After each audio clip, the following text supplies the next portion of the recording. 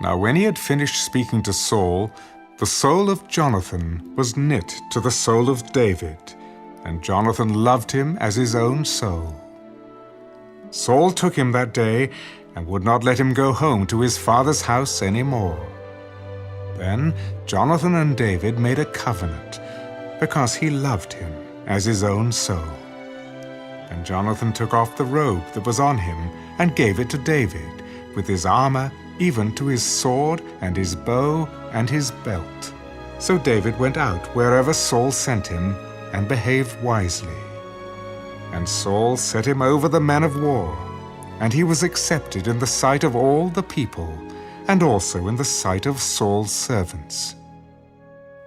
Now it had happened, as they were coming home, when David was returning from the slaughter of the Philistine, that the women had come out of all the cities of Israel, singing and dancing to meet King Saul, with tambourines, with joy, and with musical instruments. So the women sang as they danced, and said, Saul has slain his thousands, and David his 10,000s. Then Saul was very angry, and the saying displeased him. They have ascribed to David 10,000s, and to me they have ascribed only thousands. Now what more can he have but the kingdom? So Saul eyed David from that day forward. And it happened on the next day that the distressing spirit from God came upon Saul, and he prophesied inside the house. So David played music with his hand, as at other times. But there was a spear in Saul's hand, and Saul cast the spear, for he said, I will pin David to the wall. But David escaped his presence twice. Now Saul was afraid of David, because the Lord was with him, but had departed from Saul.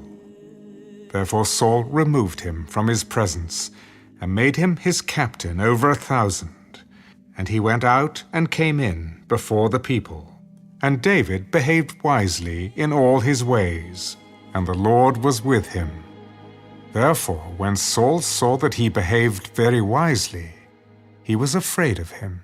But all Israel and Judah loved David, because he went out and came in before them. Then Saul said to David, Here is my older daughter, Merab. I will give her to you as a wife. Only be valiant for me, and fight the Lord's battles. For Saul thought, Let my hand not be against him, but let the hand of the Philistines be against him. So David said to Saul, Who am I? And what is my life or my father's family in Israel, that I should be son-in-law to the king? But it happened at the time when Merab, Saul's daughter, should have been given to David, that she was given to Adriel the Meholathite as a wife. Now Michal, Saul's daughter, loved David, and they told Saul, and the thing pleased him. So Saul said, I will give her to him, that she may be a snare to him, and that the hand of the Philistines may be against him. Therefore Saul said to David a second time, You shall be my son-in-law today. And Saul commanded his servants, Communicate with David secretly and say, Look, the king has delight in you, and all his servants love you. Now therefore, become the king's son-in-law. So Saul's servants spoke those words in the hearing of David. And David said, Does it seem to you a light thing to be a king's son-in-law, seeing I am a poor and lightly esteemed man? And the servants of Saul told him, In this manner David spoke. Thus you shall say to David, The king does not desire any dowry, but 100 foreskins of the Philistines to take vengeance on the king's enemies.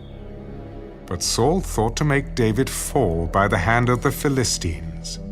So when his servants told David these words, it pleased David well to become the king's son-in-law. Now the days had not expired. Therefore David arose and went, he and his men, and killed 200 men of the Philistines. And David brought their foreskins, and they gave them in full count to the king, that he might become the king's son-in-law. Then Saul gave him Michal, his daughter, as a wife. Thus Saul saw and knew that the Lord was with David, and that Michal, Saul's daughter, loved him. And Saul was still more afraid of David. So Saul became David's enemy continually. Then the princes of the Philistines went out to war. And so it was, whenever they went out, that David behaved more wisely than all the servants of Saul, so that his name became highly esteemed.